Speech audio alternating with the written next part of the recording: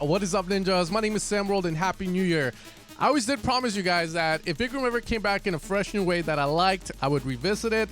And today we're going to be doing just that. As this fresh new sound that David Guetta and Morten have created called Future Rave, well, so today we're going to be looking at this massive new lead from an ID by David Guetta and Morten that David premiered in New Year's Eve in Paris. Now, if you want to support the channel, guys, make sure to check out the brand new Future Rave pack over at evilsounds.com. It's a pack I created for you guys in this style. And also consider Paradox, as its Future Rave vibe has a little bit of this modern techno influence into it with big black kicks and just dumping and thumping and thrusting into your eardrums. But with that being said, let's get straight into this video, guys. So I do want to talk a little bit about a couple of things with this lead because the Midi is going to play a huge role with it. And for now, we're just going to run the stock serum, which is a saw. So we're going to hear this real fast. Okay, so this is going to be the first drop, which has a very kind of big room trance arrangement. The first drop's always very massive. Hardstyle does too, where it's just massive sound going straight across. Now, again, this is the Kmart, Walmart version, so I don't know if this is exactly how they do it, but it does give you a bit of similar results. Now, length of MIDI notes is really going to matter here, and what they're doing is going to be trance gallop. So we're hitting that E, and then we're jumping down to a bottom E. Now, I did make a video on how to make these style of melodies. If you guys want to check it out, I think the video is great. Worked really hard on it. With that being said, the bottom notes here, the length of them is going to change. Look what happens when I elongate it. It doesn't sound as tight, and it sounds a little bit loose and deuce. So we gotta... So you can play around with that. Maybe these two go a little bit longer, while this one in the middle a little shorter, and then this one we can maybe shorten it up even more. And you can see the amount of change it does, the dynamics of the sound and the way that it sounds. It makes you want to dance. Okay, just wanted to get that out of the way. For now, we're just going to run some basic stuff like this and work on the sound. Now, let's talk a little bit about the sound. Now, as a sound designer, I can appreciate these kind of sounds because anytime I hear a saw, I always wonder how you can make it sound unique. And the longer I do this, the more I kind of realize that it's the way that you utilize a saw over the sound design of it. Because at the end of the day, you know, getting that MIDI with the saw just gives it a fresh new vibe. And as you guys know, most big room, most anthemic sounds are going to be based on saws. So what we're going to do here, guys, is mess with the envelope. It's very important with these kind of sounds as they're going to give you different sort of vibes. So what we're going to do is run a very short decay, and we are going to lower down the sustain. So that way the decay has somewhere down to go to. If the sustain is set all the way up, then there is no decay. There is no decay in the sound. So we got to give it that.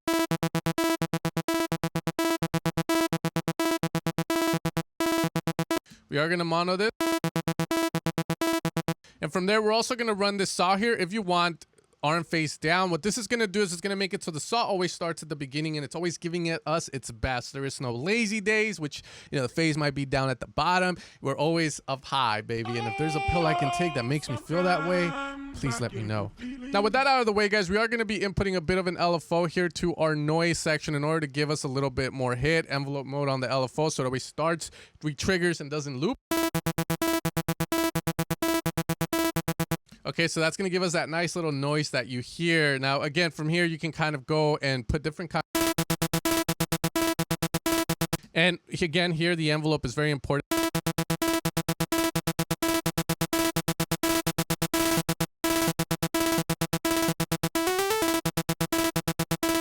Okay, so we're going to go with that, but just keep in mind that it's very important that you set that envelope right, depending on what you're doing, because if, let's say we do add a bit of a tap, which is something that Morten and David Guetta have done for previous sounds in some of their tracks.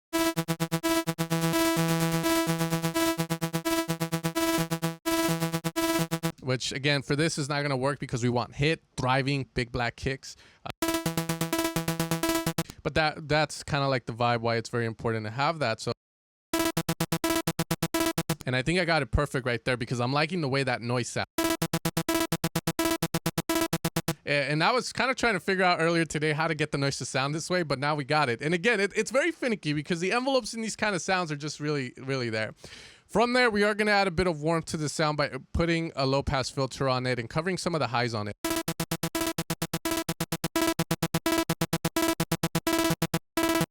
Now, this is something that, again, is a little bit more like little, but it goes a long way, especially when you're trying to create sounds that sound a little warm. You can go with the low 6. or you could go with low 12.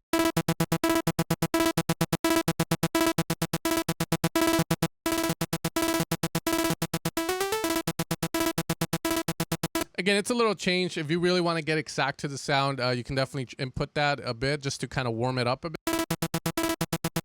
From there, we are going to put, again, OTT, an EDM producer's best friend. And it's our best friend, you know, because it just makes it sound a little bit more like someone injected steroids into it. And you know, I think I had a friend that said steroids is the way to go if you're single and in your mid-20s. As I didn't get the idea, because yeah.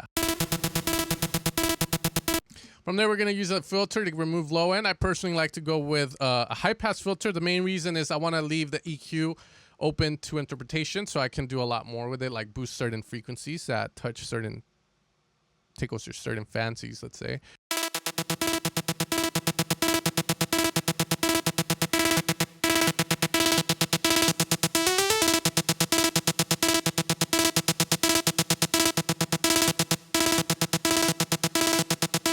Now from here with the EQ, we can do a lot of cool stuff. And for me, back then, again, EQ was just more for mixing. But what I'm starting to notice a little bit more is the fact that the EQ can play a huge role in the way that the sound sounds like.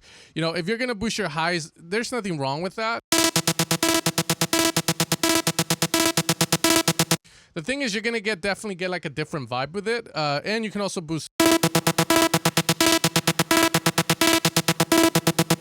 And again, it just depends on the song. You can definitely boost the highs up. If you're making dubstep, then, you know, might as well just fucking call Elon Musk and say, hey, I found a way to go to the moon with this shit. But no, again, you can create a little bit of vibe to it. So what I'm going to do is just add a bit there. Now, I am going to open up Voxengo Span Serum just to let me know if I'm deaf and if there's too many highs in.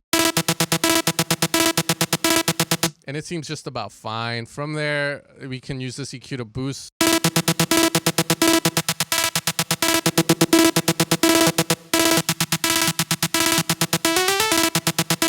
And again, there's a lot to do with it, but again, the gist of the sound is that.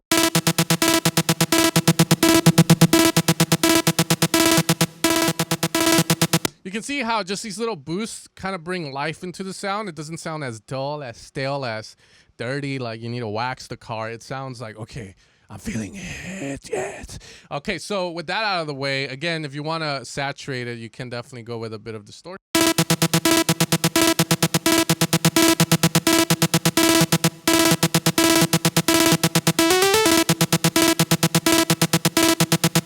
So, I mean, there's really, like, nothing to do. Okay, so with that out of the way, that's essentially the sound. As you guys can see, again, moving, like, mixing aside and stuff, sounds fucking close. And excuse me, YouTube. Okay, so from there, the second part of the drop is very interesting to me, because usually with these kind of songs, you definitely don't want to just have that lead going. So what they decided to do, and we're going to go all the way over here to the right, is they decided to bring in a second layer to the lead, and I'm going to assume this one's detuned because it does have a wide response, and it also opens up the center for the beautiful vocals that they have that say they're going to drive all night long. And in that case, you know, the likelihood of someone fucking crashing is very high. But again, it's just a song, and we're just going to detune and put this up in octave so that we get this really nice.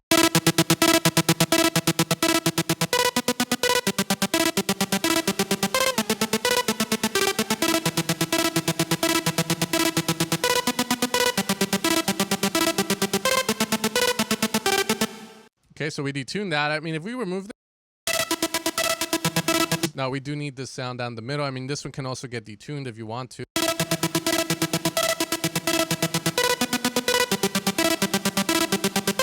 Now, with these kind of sounds, when it comes to detunement, it's very important that you understand that when you use odd-numbered unison, you do have a mono signal, like an odd one out, a juicer in the saws. That just means a saw by itself straight down the center.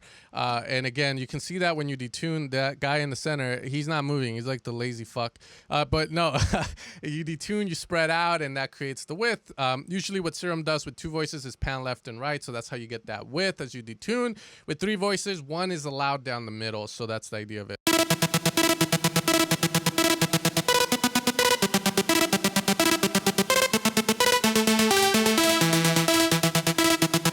Okay, Okay, so with that out of the way, guys, that is essentially what tickles this lead fancy. You could do a lot more with it for sure, and there's different ways to kind of make it your own. First off, I could kind of hit this with a little bit of an attack.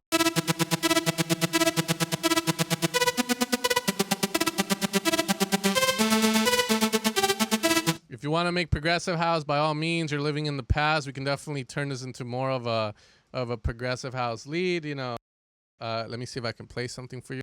Let me take you back now.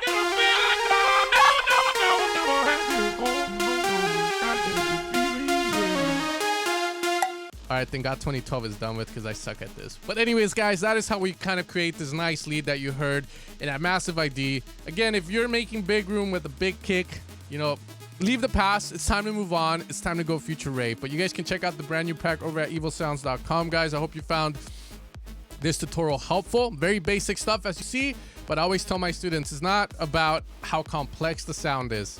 It's how it sounds like in a song.